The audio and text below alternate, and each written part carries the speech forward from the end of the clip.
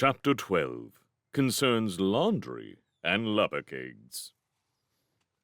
Charmaine woke early the following day because Waif stuck her small cold nose into Charmaine's ear, obviously thinking they needed to go to the royal mansion as usual. "No, I don't need to go," Charmaine said crossly. "The king has to look after Prince Ludovic today. Go away, Waif, or I may turn into an Isola and poison you, or a Matilda and do evil magic at you. Just go." Waif pattered sadly away, but Charmaine was awake by then. Before long she got up, soothing her crossness by promising herself that she would spend a fine, lazy day reading The Magician's Journey. Peter was up too, and he had other ideas. "We're going to do some of this laundry today," he said. "Have you noticed that there are 10 bags of it in here now, and 10 more in Wizard Norland's bedroom? I think there may be 10 in the pantry as well." Charmaine glowered at the laundry bags. She could not deny that they filled the kitchen up, rather. "Let's not bother," she said. "It must be those kobolds doing it." "No, it isn't," Peter said. "My mother says that laundry breeds if you don't wash it." "We have a washerwoman," Charmaine said. "I don't know how to wash things." "I'll show you how," Peter said. "Stop hiding behind your ignorance." Angrily wondering how it was that Peter always managed to set her to work, Charmaine shortly found herself pumping hard at the pump in the yard, filling buckets with water for Peter to carry to the washhouse and empty into the great copper boiler. After about the 10th bucketful, Peter came back, saying, "We need to light the fire under the copper now, but I can't find any fuel. Where do you think he keeps it?" Charmaine wiped sweaty hair back from her face with an exhausted hand. "It must work like the kitchen fire," she said. "I'll go and see." She led the way to the shed, thinking, "And if this doesn't work, we can stop trying. Good." "We need just one thing that will burn," she told Peter. He looked blankly round. Inside the shed there was nothing but a stack of wooden tubs and a box of soap flakes. Charmaine eyed the place at the bottom of the boiler. It was black with old fires. She eyed the tubs. Too big. She eyed the soap flakes and decided not to risk another storm of bubbles. She went outside and plucked a twig from the unhealthy tree. Shoving this into the blackened fireplace, she slapped the side of the boiler and said, "Fire!" and had to leap quickly backward as flames thundered into being underneath. "There," she said to Peter. "Good," he said. "Back to the pump. We need the copper full now." "Why?" said Charmaine. "Because there's 30 sacks of washing, of course," Peter said. "We'll need to run hot water into some of these tubs to soak the silks and do the woolens in. And then we'll need water for rinsing. Buckets and buckets more." "I don't believe this," Charmaine muttered to Waif, who was pottering about watching. She sighed and went back to pumping. Meanwhile, Peter fetched out a kitchen chair and put it in the shed. Then, to Charmaine's indignation, he set out the tubs in a row and began pouring bucketfuls of her hard-worked-for cold water into them. "I thought those were for the copper," she protested. Peter climbed on the chair and began hurling handfuls of soap flakes into the top of the boiler. It was now steaming and making simmering noises. "Stop arguing and keep pumping," he said. "It's nearly hot enough for the whites now. 4 more buckets should do it, and then you can start putting shirts and things in." He climbed off the chair and went away into the house. When he came back, he was lugging 2 of the laundry bags, which he left propped against the shed while he went back for more. Charmaine pumped and panted and glowered and climbed on the chair to pour her 4 full buckets into the soapy clouds of steam rising from the copper. Then, glad to be doing something else, she untied the strings that held the first laundry bag closed. There were socks inside, and a red wizardly robe, 2 pairs of trousers, and shirts, and underclothes below that, all smelling of mildew from Peter's bathroom flood. Oddly enough, when Charmaine untied the second bag, there were the same identical things inside it.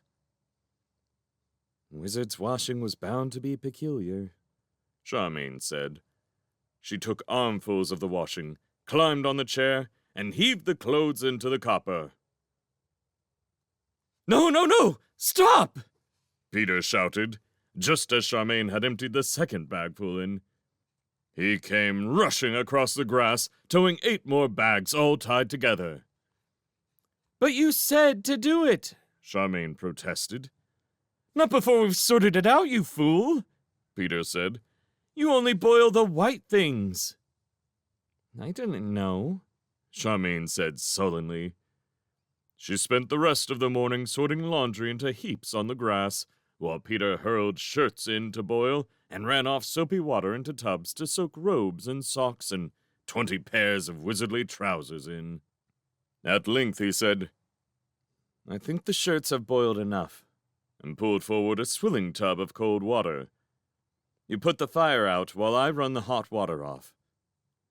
Charmaine had not the least idea how you put a magical fire out. Experimentally, she slapped the side of the copper. It burned her hand. She said, "Gah! Fire! Go out!"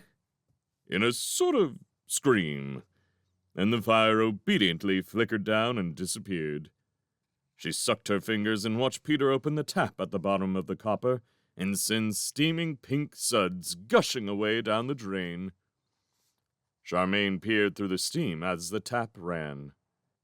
"I didn't know the soap was pink," she said. "It wasn't," Peter said. "Oh, my heavens! Look what you've done now!" He leaped up on the chair and began heaving out steaming shirts with the forked stick meant for the purpose. Every one of them, as it splashed into the cold water, turned out to be bright cherry pink. After the shirts, he forked out 15 tiny shrunken socks, all of which would have been too small for Morgan, and a baby-sized pair of wizardly trousers.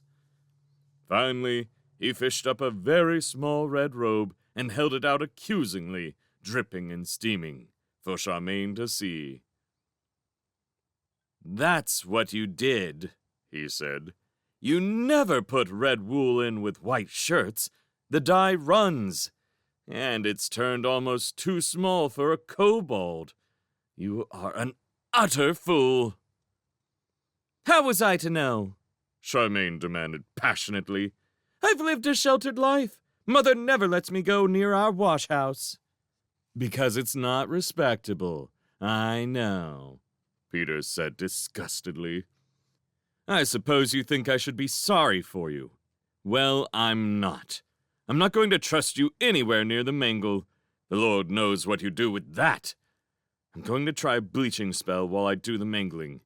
You go and get the clothesline and that tub of clothes pegs from the pantry and hang everything up to dry. Can I trust you not to hang yourself or something while you do that?" "I'm not a fool," Charmaine said haughtily. An hour or so later, when Peter and Charmaine, both weary and damp with steam, were soberly chewing yesterday's leftover pasties in the kitchen, Charmaine could not help thinking that her efforts with the clothesline were rather more successful than Peter's with the mangle and the bleaching spell. The clothesline zigzagged 10 times back and forth across the yard, but it stayed up. The shirts now flapping from the pegs on it were not white. Some were streaked with red, some had curious pink curlicues all over them, and some were a delicate blue. Most of the robes had white stripes on them somewhere. The socks and the trousers were all creamy white. Charmaine thought it very tactful of her that she did not point out to Peter that the elf, who was ducking and dodging among the zigzags of washing, was staring at it in grave amazement. "There's an elf out there!" Peter exclaimed with his mouth full.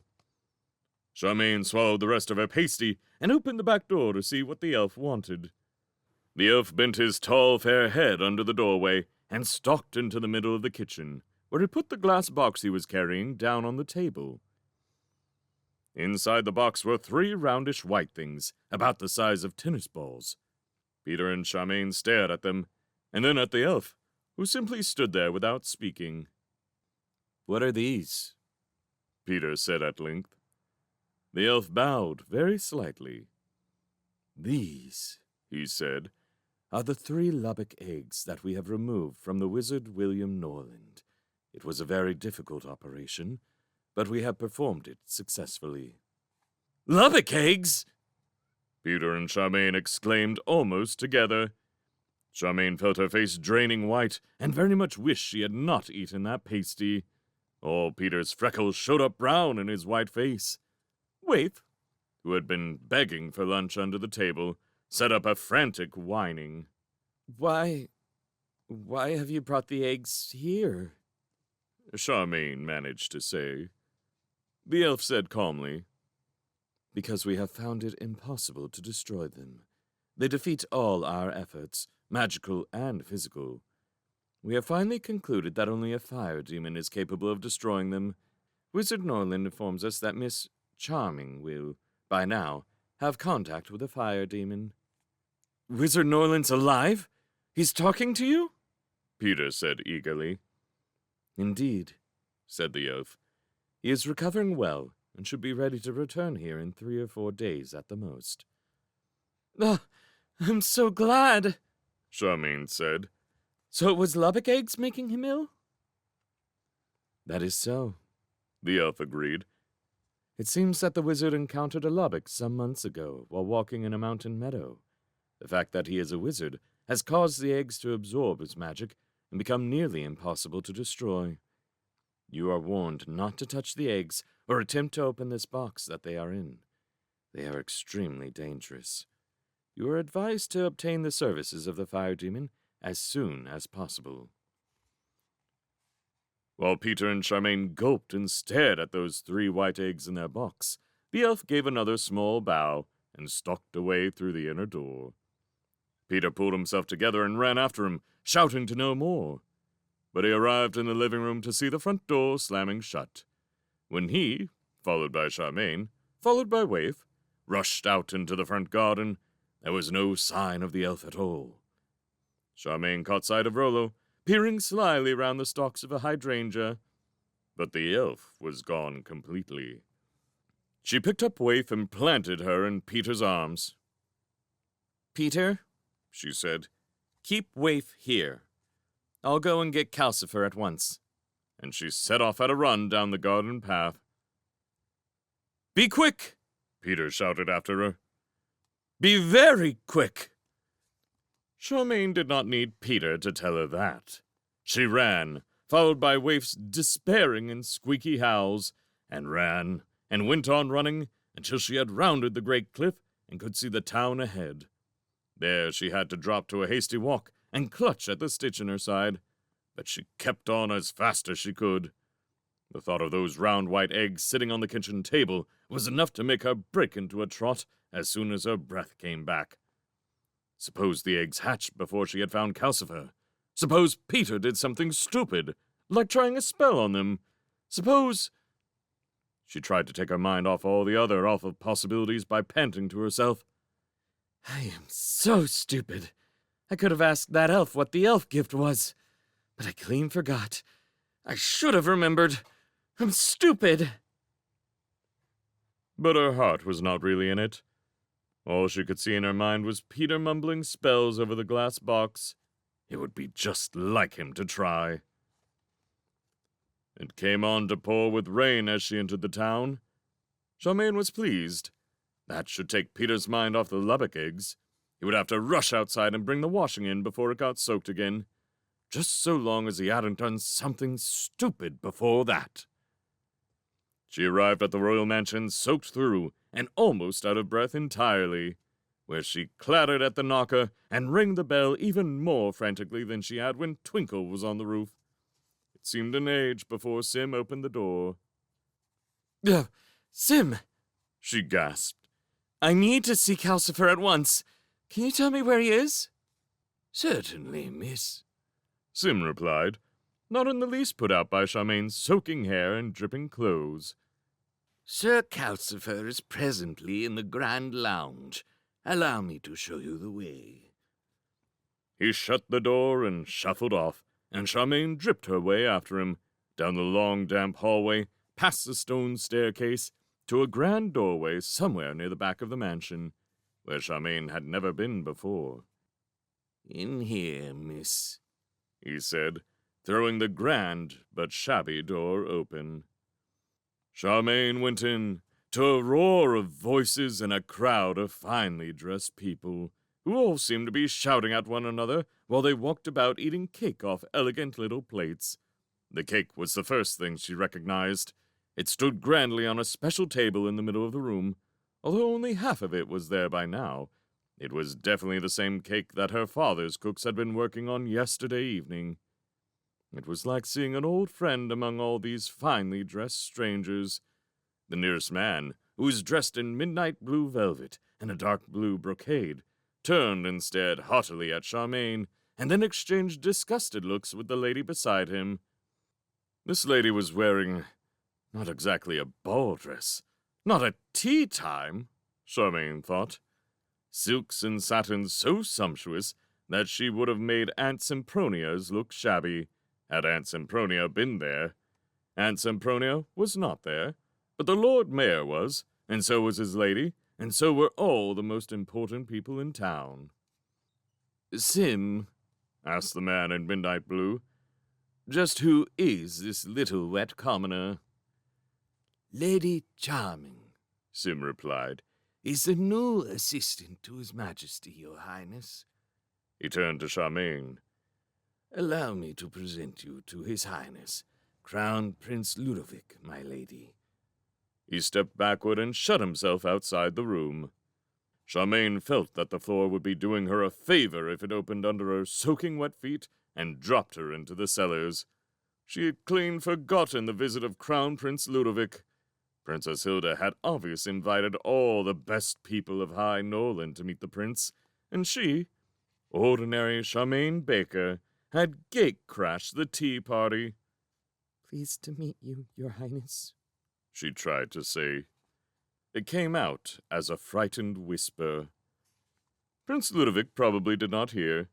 He laughed and said, "Is Lady Charming some kind of nickname the king calls you, little girl?" He pointed with his cake fork at the lady in not quite evening dress. "I call my assistant Lady Moneybags.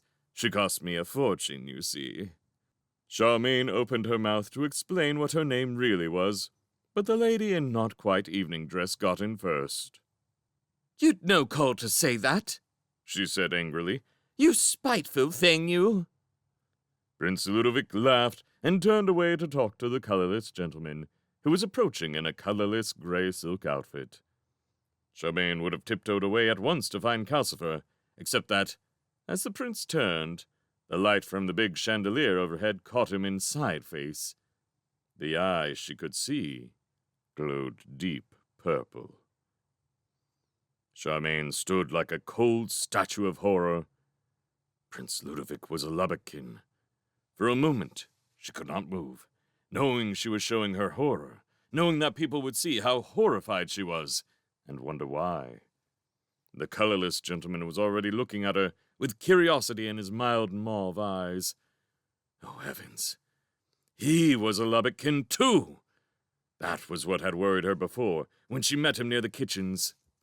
Fortunately, the Lord Mayor moved away from beside the cake table just then to bow deeply to the king, and gave Charmaine a glimpse of a rocking horse. No, there were many rocking horses, Charmaine saw. It quite distracted her from her horror. For some reason, rocking horses were lined up all round the walls of the grand room. Twinkle was sitting on the one nearest to the large marble fireplace, staring at her earnestly. Charmaine could tell he knew she had had a shock of some kind, and wanted her to tell him what had caused it. She began edging her way across to the fireplace. This gave her a sight of Morgan, sitting by the marble fender playing with a box of bricks. Sophie was standing over him. In spite of Sophie's peacock blue dress and her air of being part of the tea party, Charmaine had a moment when she saw Sophie as a very large lioness with its teeth bared, standing guard on its small lion cub. Oh, hello, Charming. Princess Hilda said, more or less in Charmaine's ear. Would you like some cake since you're here? Charmaine shot a regretful look at the cake and inhaled its luscious smell instead. No, thank you, ma'am, She said. I only came with a message for, Mrs. Pendragon, you see. Where was Calcifer? Well, there she is, just over there. Princess Hilda said, pointing. I must say the children are behaving beautifully at the moment. Long may it last. She swished away to offer another finely dressed person some cake. For all its swishing, her dress was nothing like as fine as the others in the room. It was faded almost white in places, and reminded Charmaine rather of the laundry after Peter had worked his bleaching spell. Oh, please don't let Peter try any spells on those Lubbock eggs, Charmaine prayed as she walked over to Sophie. Hello, Sophie said, smiling rather tensely. Beyond her, Twinkle was rocking on the rocking horse, going creak, creak, creak, quite irritably. The fat nursemaid was standing beside him, going, Master Twinkle, pray do get down from there. You're making such a noise, Master Twinkle. Master Twinkle, I don't want to have to tell you twice. over and over. This was probably even more irritating. Sophie knelt down and passed Morgan a red brick. Morgan held the brick out toward Charmaine. Bubik. He told her. Charmaine knelt down too. No, it isn't blue. She said. Try again. Sophie murmured out of the side of her mouth. Glad to see you. I don't care for this prince at all. Do you? Nor for that overdressed floozy with him. Purple? Morgan guessed, holding the brick out again. I don't blame you. Charmaine whispered to Sophie. No, it's not purple. It's red. But the prince is purple, or his eyes are. He's a Lubbockkin. A what? Sophie said, puzzled. Dad? Asked Morgan, looking at its brick disbelievingly. Creak, creak went the rocking horse. Yes, red, said Charmaine. I can't explain here. Tell me where Calcifer is. I'll explain it to him and he can tell you. I need Calcifer urgently. Here I am, Calcifer said. What do you need me for? Charmaine looked round. Calcifer was roosting among the flaming logs in the fireplace, mingling his blue flames with the orange ones from the logs, and looking so peaceful that Charmaine had quite failed to notice him until he spoke. Oh, thank goodness, she said. Can you come with me at once to Wizard Norland's house? We've got an emergency there that only a fire demon can deal with. Please.